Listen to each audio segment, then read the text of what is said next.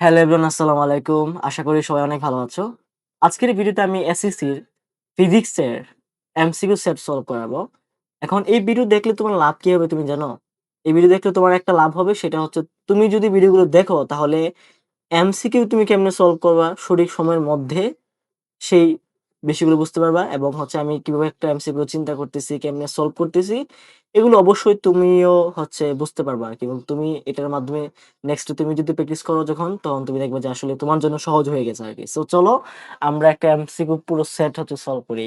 আচ্ছা, এখানে ১ম যে প্রশ্নটা আছে, আচ্ছা আমাদের সর্বপ্রথম কিন্তু এখানে ক্যালকুলেটর কিন্তু অবশ্যই তোমাদের প্রয়োজন। এই যে ক্যালকুলেটর প্রয়োজন কিন্তু। আমরা মাঝে, মাঝে ক্যালকুলেটরে আমরা শর্টকাট ইউজ করব। ঠিক আছে?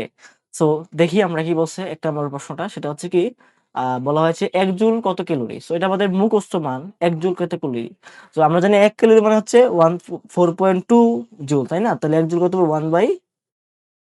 1/4.2, তার মানে হচ্ছে এটা আসবে 0.24 আছে? 0.24 কি আছে বলো? এই যে ঘ নাম্বারে তো আছে। তাহলে আমার আনসারটা হবে ঘ নাম্বারটা। তারপর বলছে শক্তির মাত্রা কোনটি?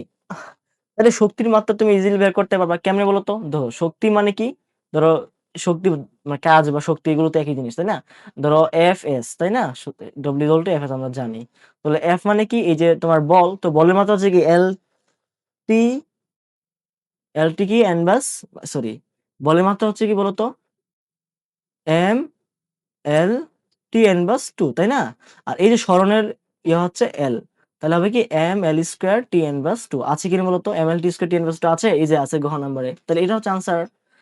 আচ্ছা, 10 হচ্ছে ৩ নাম্বারটা আমরা বলি কি, ইউরেনিয়ামের ২৩৫ দেওয়া আছে, বলছে ১০০ এতটি প্রোটন এবং এতটি নিউট্রন আছে। আচ্ছা একটু খেয়াল করো, তুমি যোগ করো তো।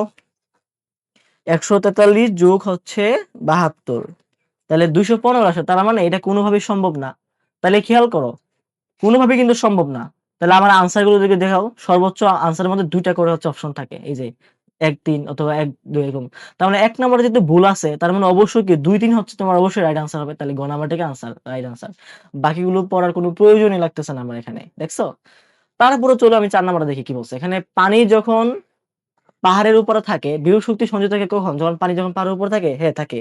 আম গাছ থেকে নিচে পড়লে টেবিলের উপর ধইরা রাখলে, আম নিচে পড়লে তো বিভব শক্তিতে তোমার কি হয়ে যায়? গতি শক্তিতে রূপান্তর হয়ে যায়। সো এটা না। তাহলে ১ আর 3 হবে কি আনসার। ঠিক আছে? তাহলে খ নাম্বারটা হচ্ছে আনসার। শেষ।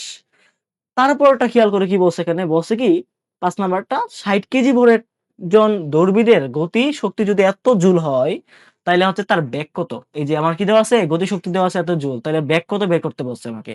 তাহলে বলো তো, আমরা জানি কি গতি শক্তি হবে কি হাফ এমভি স্কয়ার। তাহলে E ইকুয়াল টু কি জানি আমরা? হাফ এমভি স্কয়ার আমরা জানি। তাহলে এখান থেকে বেগ বের করতে হবে। তাহলে বেগ কি হবে? বেগ মানে হবে কি 2E বাই হচ্ছে m হয়ে যাবে ডিভাইড বাই রুট ওভার, এরকম হয়ে যাবে আরকি। সো এটাকে আমি ইয়ে করলাম। তাহলে মানগুলো বসাও তুমি। রুট ওভার 2 ইনটু গতিশক্তি কত? ১৯২০ ডিভাইড বাই হচ্ছে ভর ৬০ কেজি। তাহলে আনসার আসবে 8 মিটার পার সেকেন্ড আছে। এই যে ক নাম্বারটা হচ্ছে কি আনসার। শেষ। ৫ নাম্বারটা শেষ হয়ে গেল। তো এবার চলো আমরা নেক্সট পেজে যাই। নেক্সট অঙ্কগুলো সরি এগুলো দেখি। কি বলছে এখানে? ৬ নাম্বারটা। নিচের তথ্যগুলো লক্ষ্য করো। দেন হচ্ছে আমাদের একটা অভিন্ন তথ্যভিত্তিক প্রশ্ন বসছে, এরকম কোনটা আনসার হবে আরকি। বায়ু শক্তি ব্যবহার প্রতি বছর বাড়ছে প্রায় ৫০%, এটা ভুল। তাহলে অবশ্যই ভাই কি বলো তো? এটা ভুল মানে কি ২, ৩ অবশ্যই রাইট আনসার হবে। তাহলে আমি আর পড়ার দরকারই তো নাই এখানে। পড়ার কোন দরকারই নাই। সো আনসারটা কি? গ নাম্বারটা। শেষ। তারপর হচ্ছে কি অনুপ্রস্থ তরঙ্গের ক্ষেত্রে তরঙ্গের মাধ্যমের কণাগুলো স্পন্দনের দিকের সাথে কিভাবে থাকে বলতো? অনুপ্রস্থের মধ্যে থাকে কি সমকোণে থাকে ৯০ ডিগ্রি করে, তাই না? আর অনুদৈর্ঘ্যের মধ্যে থাকে কি সমান্তরালে। তাহলে হচ্ছে আনসারটা গ নাম্বারটা। তারপরে ৮ নাম্বার কি বলছে? নিচের তথ্যগুলো লক্ষ্য করতে বলছে এবং কি বলছে? যান্ত্রিক তরঙ্গের জন্য মাধ্যমের প্রয়োজন আছে? হ্যাঁ, অবশ্যই মাধ্যমের প্রয়োজন আছে। ঠিক আছে? তাহলে এটা কোন নাম্বারটা সঠিক? মানে এটা সঠিক। তারপরে কি বলছে? শক্তি যত বেশি হয় তরঙ্গের বিস্তার তত বেশি হয়। হ্যাঁ, এটাও সঠিক। তরঙ্গের প্রতিফলন কিংবা প্রতিসরণ হয়, এটাও হয়। তাহলে ঘ নাম্বারটা হবে কি আনসার। শেষ। নেক্সট পেজে আমরা যাই। নেক্সট পেজে হচ্ছে এটা তো দেখলাম। আ এই যে ৯ নাম্বারটা, হ্যাঁ? এখানে আমাদের একটা চিত্র দেওয়া আছে। এখান থেকে আমাদের ৯ এবং ১০ নাম্বারটা হচ্ছে আনসার করতে হবে আরকি। তো এখানে বিভিন্ন দশা দেওয়া আছে আরকি। তো সমদশা সম্পন্ন বিন্দুগুলো নির্ণয় কোনগুলো? দেখো, খেয়াল করো কোনটা হবে। এখানে A, তারপরে E, I এগুলো হচ্ছে সমদশা সম্পন্ন, অথবা কি B, F, J এগুলো। তাহলে ABC কি হবে? না, ABC তো হবে না। BD, F কি হবে? BD, F, B, D এটা তো কোনোভাবেই হবে না। সমদশা হবে না। এসিই হবে, এসিই না, এসিই হবে না, এ ই আই হবে, এই আছে ঘ নাম্বারটা হবে কি আমাদের আনসার। তো 10 নম্বরে বসে সঠিক সম্পর্ক কোনটা হবে? তাহলে ল্যামডা ইকুয়াল টু সিই, সি কোনটা? সিই। এ কি ল্যামডা হবে? না, ল্যামডা হচ্ছে কি একটা পূর্ণ স্পন্দনের যেই তরঙ্গদৈর্ঘ্য সেটা। সো এটা সঠিক না। তাহলে তুমি বলো, আমি কিন্তু এখন আর অন্য অপশনগুলো দেখার প্রয়োজন নাই। আসলে নাই। কেন নাই? কারণ তুমি আনসারে খেয়াল করো। এখানে সর্বোচ্চ ২ টা করে আছে। যেখানে অলরেডি এক নাম্বারটা ভুল, তার মানে ২-৩ অবশ্যই আমাদের আনসার হবে।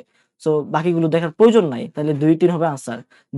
দেখতেও তুমি পারো, সমস্যা নেই। বাট আমরা এখানে কেমনে হচ্ছে এক্সামে সঠিক সময়ের মধ্যে তাড়াতাড়ি করে কিভাবে হচ্ছে একদম স্মুথলি সলভ করব এটা দেখাচ্ছি। ঠিক আছে? স্মার্টলি কেমনে আমরা করব।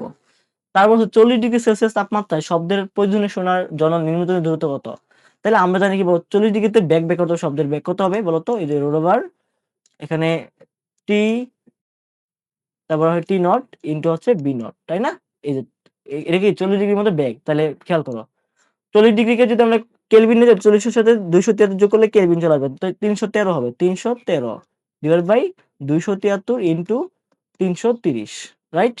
সো এবার হচ্ছে আমরা এখান থেকে বেগটা পেয়ে যাব। তাহলে রোড ওভার দাও, root 313 divide by 273 into 330। So আনসারটা আসতেছে হচ্ছে 353.34 এত মিটার পার সেকেন্ড। আমরা সবচেয়ে বেগ পেয়ে গেছি। এখন দূরত্ব বের করব। তো আমরা জানি কি বলতো যে 2d হচ্ছে bt, রাইট? সো সর্বনিম্ন দূরত্বের জন্য সর্বনিম্ন সময় কত? 0.1 সেকেন্ড। তো d কত হবে? bt by 2। তাহলে এখানে মানগুলো বসাও। b কত এটা বসাবে, আর t এর পরিবর্তে 0.1 বসাবে, আর ইয়া বসাবে। তাহলে কি বসাই আমি? 353.34 ইনটু 0.1 ডিভাইড বাই 2। তাহলে আমাদের আনসারটা 17.667 আসে। আছে কিনা বলতো? 667 আছে? 667। আচ্ছা, এই যে আমাদের খ নাম্বারটা আনসার নিতে পারি আমরা। ঠিক আছে? খ নাম্বারটা। আচ্ছা, তারপরে হচ্ছে আমরা ১২ নাম্বারটা দেখি। এখানে কি বলছে? যে কোন বস্তু 1.5 মিনিটে ৯০০ টি পূর্ণ কম্পন সম্পন্ন করলে কম্পাঙ্ক কত? তাহলে কম্পন্ন মানে কি? কম্পাঙ্ক মানে হচ্ছে ১ সেকেন্ডে কতটা পূর্ণ স্পন্দন হচ্ছে সেইটা। তাইলে খেয়াল করো। সে 1.5 মিনিট, তো এটাকে সেকেন্ডে নাও, তাহলে ৯০ সেকেন্ড হবে। তাহলে ৯০ সেকেন্ডে সে স্পন্দন সম্পন্ন করলো ৯০০ টা। তাহলে সে ১ সেকেন্ডে কতটা স্পন্দন সম্পন্ন করবে? তাহলে ৯০ বাই হচ্ছে ৯০০ বাই হচ্ছে ৯০, তাহলে হচ্ছে ১০ টি। তাহলে আমাদের কম্পাঙ্ক হবে কি? ১০। ক নাম্বারটা হচ্ছে কি আনসার, শেষ। তারপরে মাকড়সা কত তরঙ্গ কম্পাঙ্ক অনুধাবন করতে পারে? এটা মুখস্থ মান। সম্ভবত আনসারটা হচ্ছিল এটা, তাই না? এটাই হওয়ার কথা। সূক্ষ্ম ইলেকট্রিক যন্ত্রপাতি পরিষ্কার করতে কোনটি ব্যবহার করা হয়? সূক্ষ্মর জন্য শব্দোত্তর তরঙ্গ দৈর্ঘ্য ব্যবহার করা হয়, শব্দোত্তর। ঠিক আছে? তারপরে নিচের তথ্যগুলো লক্ষ্য করো। বলছে যে বাতাসের শব্দের বেগ তাপমাত্রার বর্গমূলের সমানুপাতিক। হ্যাঁ, এটা সঠিক। শব্দের বেগ বাতাসের চাপের উপর নির্ভর করে, শব্দের মাধ্যমে স্থিতিশীলতার উপর নির্ভর করে। আমার মনে হয় আনসারটা হচ্ছে ১ আর ৩ হবে। ১ আর ৩ হবে। আনসার কি আছে? এই যে খ নাম্বারটা। তারপরে হচ্ছে আমরা বড়টা দেখি কি বলছে। এখানে ১৮-১৯ টা হচ্ছে একটা চিত্র দেওয়া আছে। এটার সাপেক্ষে আনসার করতে হবে। তো এখানে আমাদের একটা আবতল দর্পণ দেওয়া আছে, যেখানে বিভিন্ন পয়েন্ট দেওয়া আছে। বলছে লক্ষ্যবস্তুর দৈর্ঘ্য হচ্ছে ২ সেন্টিমিটার। আর বিবর্তনের মান দেওয়া আছে। বলছে বিম্বের দৈর্ঘ্য কত? তাহলে বিবর্তন মানে কি? m equal to হচ্ছে বিম্বের ডিভাইড বাই হচ্ছে লক্ষ্যবস্তু। তাহলে এখানে বিম্বের ইয়ে কত হবে? ইয়ে কত হবে? উচ্চতা এত ইনটু এত। তাহলে এখানে m এর মান 0.8 ইনটু কত? 2 হবে। তাহলে এটা যত হবে এতই আনসার হবে। 0.8 ইনটু 2। তাহলে আনসারটা আসবে হচ্ছে 1.6 আছে। এই যে খ নাম্বারটা আনসার। তারপর হচ্ছে ফোকাস দূরত্ব কত হবে? ফোকাস দূরত্ব। তাহলে এখানে আমাদের এই যে এখান থেকে আমার এখানে হচ্ছে 20 সেন্টিমিটার। ঠিক আছে? সো এখান থেকে আমাদের একটা কাজ করতে হবে, ফোকাস দূরত্ব বের করতে হবে। মানে এই যে এখান থেকে এই যে এটা বের করতে হবে। তাহলে শোনো, আমি এখানে হিসাব না করে কেমনে করা যায় ভাবি। একটু খেয়াল করো। এখান থেকে হচ্ছে বক্রতার কেন্দ্র। তো ফোকাস দূরত্ব কি? বক্রতার ব্যাসার্ধের অর্ধেক। তাহলে বক্রতার ব্যাসার্ধ অবশ্যই 20 এর থেকে কম হবে। আর 20 এর থেকে কম যদি হয়, আর 20 এর কমের অর্ধেক অবশ্যই 10 এর কম হবে। তাহলে 10 এর কম আছে কোনটা? এই যে ক নাম্বারটা। তাহলে ক নাম্বারটা আনসার হবে। আমার এত হিসাব করা লাগছে না। দেখছো? তবে 20 নাম্বারটা খেয়াল করো। এখানে সম্পর্ক দেওয়া আছে, কোনটা সঠিক? সিগমা এটা সঠিক। তারপরে কি জি ইকুয়াল টু 1 বাই এটা সঠিক। আচ্ছা, এটা খেয়াল করো, এটা সঠিক হবে কিনা বলো তো? একটু খেয়াল করো। আমরা জানি কি? আমরা জানি হচ্ছে এই যে আর ইকুয়াল টু হচ্ছে rho into L by A, right? So এখান থেকে আমরা যদি রোটা রাখি পাশে, রো রেজাল্ট হবে কি আর ইনটু এ বাই এল হয়ে যাবে। তাহলে এই যে আর মানে কি 1 বাই জি লেখা যায় আর কে এ বাই এল। তার মানে তুমি খেয়াল করো এটা আর এটা তো সেম না, তাহলে এটা ভুল। তাহলে আমাদের আনসার হবে কি 1 আর 2, ক নাম্বারটা হবে আনসার।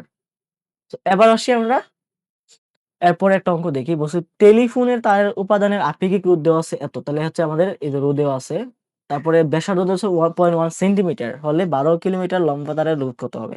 তাহলে এই যে আমাদের রোধের সূত্র কি R equal to rho into L by A. তাহলে এখানে আমাদের রো তো দেওয়া আছে কত 4.2 into 10 to the power minus 8 into l কত 12 কিলোমিটারকে মিটার নাও, তাহলে 12 ইনটু 1000।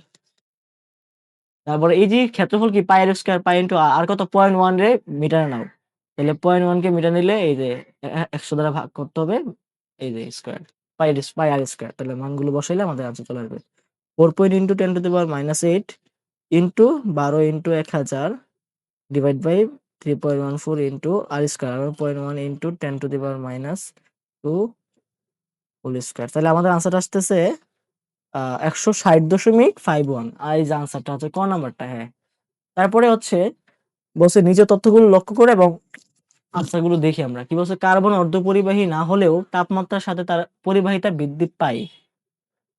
অর্ধপরিবাহিতা না হলেও তাপমাত্রার সাথে তার পরিবাহিতা বৃদ্ধি পায়। তারপর বলছে বলদের চামড়ায় ভিজে থাকলে এর রোধ কমে এত কিলোমিটার হয়। এটা সঠিক। পরিবাহিতার একক সিমেন্স। পরিবাহিতার একক সিমেন্স। পরিবাহিতার একক সিমেন্স। আহ বলতো, তাহলে আনসারটা সম্ভবত পরিবাহিতার একক কি সিমেন্স। উহম ইনভার্স 1 মিটার ইনভার্স 1 হওয়ার কথা। So এটা আনসার হবে না আরকি। ১ আর ২ হবে কি আনসারটা। ঠিক আছে? তারপরে ২৩ নম্বরে টাংস্টেনের রোধকত্ব নিচের কোনটা? টাংস্টেনেরটা আমার খেয়াল নেই, তবে 5.5 এত হওয়ার কথা। গ নাম্বার আই থিংক। সো তাও তোমরা দেখে নিও, মুখস্থ মান তো এজন্য আমি আমার মনে নাই। আমি অনেক আগে পড়ছিলাম, মনে নাই। তো তোমরা তো অবশ্যই রিভাইজ দিয়ে যাবা। সো মুখস্থ মানগুলো দেখে যাবা। ঠিক আছে? তারপরে ২৪ নাম্বারটা এখানে একটা চিত্র দেওয়া আছে। ২৪ নাম্বার হচ্ছে বিদ্যুৎ প্রবাহে I এর মান নির্ণয় করতে বলছে। তাহলে এই যে মূল প্রবাহ হচ্ছে I এটা। তাহলে এখানে অনেকগুলো রোধ আছে যেগুলো সমান্তরালে যুক্ত আছে, এই যে সমান্তরালে যুক্ত আছে। তাহলে খেয়াল করো, আমরা যদি সবগুলো রোধ সমান্তরাল থাকার কারণে এই যে আর কি হবে, রোধ তুলনা হবে কি 1/R1 plus 1/R2 plus 1/R3 দিয়ে সেটা ইনভার্স 1 দিয়ে দিবা। তাহলে হচ্ছে পুরা রোধের মানটা চলে আসবে। তাহলে 1/2 প্লাস 1/4 প্লাস 1/6 ইনভার্স 1। সো আনসারটা চলে আসছে হচ্ছে 12/11 হচ্ছে আমাদের এত রোধ। তাহলে আমার কি তড়িৎ প্রবাহ বের করতে বলছে। তাহলে আমরা জানি কি I জুলটা হচ্ছে কি B/R। তাহলে এখানে B কত 12 ভোল্ট আর R কত 12/11। তাহলে এটাকে ইয়া করি আমরা করলে হচ্ছে এখানে 11/12 আসবে। তাহলে 12 বারে কাটা, তাহলে 11 এম্পিয়ার আসবে। আছে আনসারটা, এই যে কোন নাম্বারটা আনসার শেষ। 25 বলছে বর্তনীতে তড়িৎ প্রবাহের ক্ষেত্রে কোনটা সঠিক হবে খেয়াল রাখবা। এত চিন্তা করার কোনো প্রয়োজন নাই। যার রোধ মানে কি, রোধ মানে কি বিদ্যুৎ চলাচলে বাধা প্রদান করার ধর্ম, তাই না? তো যার রোধ বেশি তার কি তড়িৎ প্রবাহ কম হবে, আর যেখানে রোধ কম সেখানে তড়িৎ প্রবাহ বেশি হবে। তাহলে সবচেয়ে কম কার, এই যে I1 এ, এই যে I প্রথম তারে সবচেয়ে কম, তার মানে কি তড়িৎ প্রবাহ সবচেয়ে বেশি হবে এখানে, তারপরে এটাতে, তারপরে এটাতে। তাহলে এখানে সবচেয়ে কম বেশি তড়িৎ প্রবাহ কার I1, তারপরে কি I2, তারপর হচ্ছে এটা ঘ নাম্বারটা কি আনসার হবে। সো এটাই ছিল আমাদের আজকের ক্লাসটা। আশা করি সবাই বুঝতে পারছো। আর এভাবে হচ্ছে আমরা খুব স্মার্টলি হচ্ছে সলভ করতে পারি। তোমাদের এই ভিডিওগুলো অবশ্যই তোমাদেরকে হচ্ছে হেল্প করবে। সো আমার কত সময় লাগছে, আমার খুব কম সময় লাগছে, 14 মিনিট চেয়েও কম সময় লাগছে অনেক কথা বলে বোঝানোর পরেও। সো আমি যদি নিজে সলভ করতাম, মানে কোনো কথা না বলে না বুঝে, তাহলে আমি আরো আগে সলভ করতে পারতাম। ঠিক আছে? তো এভাবে তোমরা সলভ করবা, আর এভাবে তোমাদের আরো ভিডিও দেওয়া হবে। তোমরা অবশ্যই কোনো সমস্যা থাকলে আমাকে কমেন্টসে জানাবা কোন কোন জায়গায় সমস্যা আছে। I will try my best তোমাদের হেল্প করার জন্য। সো সবাই ভালো থাকবা, সুস্থ থাকবা। দেখা হচ্ছে নেক্সট ভিডিওতে। আল্লাহ হাফেজ।